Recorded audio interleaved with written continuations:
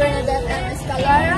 Come with us as we find out what students love and anticipate about the St. Valentine's or the Valentine's Day celebrated in February. What's the best gift you like to receive this Valentine's? Actually, anything would be great. Actually, kahit hindi nila ako bigyan ng gift, okay lang sa akin. Kasi even if kaibigan ko sila, it's great for me to have them as friends. Kasi friends ko sila and I'm grateful for them to be my friend too. Her. She's the best gift I received my whole life. I really love her. If you're watching this, I love you. Name drop mo na. Hi, Divine. Hi po, ako si Chloe. The best gift I would like to receive on Valentine's Day is makausap lang siya. It's been a long time since I haven't talked to him. And I think kahit konting usap pa lang sa Valentine's, yun lang okay na sa akin. Kahit walang regalo, na lang talaga. This Valentine's Day, the best gift that I would like to receive is always someone's commitment and assurance to me. But I know this year, 2024, this Valentine's Day, that will not happen. But that certainly is that is certainly is the best gift to receive to someone. When of course you have a relationship, not just from your partner, but from friends and family, especially from God. Did you give or receive a 299 peso engagement ring? Opo. Kasi po, kung totoo mo po mahal, money doesn't,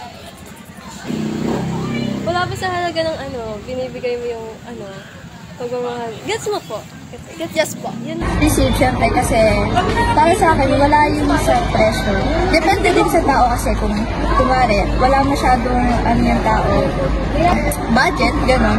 Basta, ang importante, mahal ka man at mahal mo din yung tao. So, wala talaga sa akin sa pressure. I would also give 299 engagement ring. Kasi gusto ko din matas yung tao kung bayad siya na gano'n yung price sa ibibigay ko.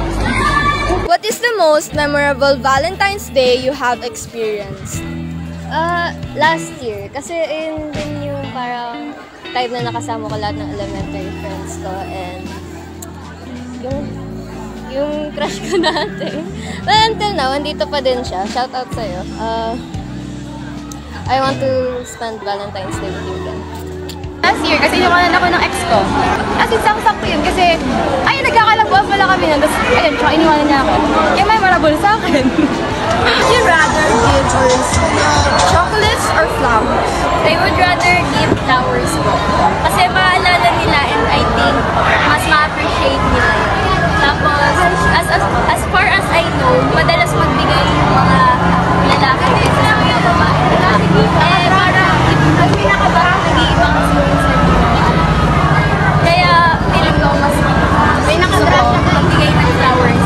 Total, madalas magbigay yung lalaki. So, marami lang ang mga babae. Would you rather give or receive chocolates or flowers? I would rather give flowers because if I have someone to give it to, they would mostly enjoy it because chocolates are tasty. Why do you think we celebrate Valentine's Day?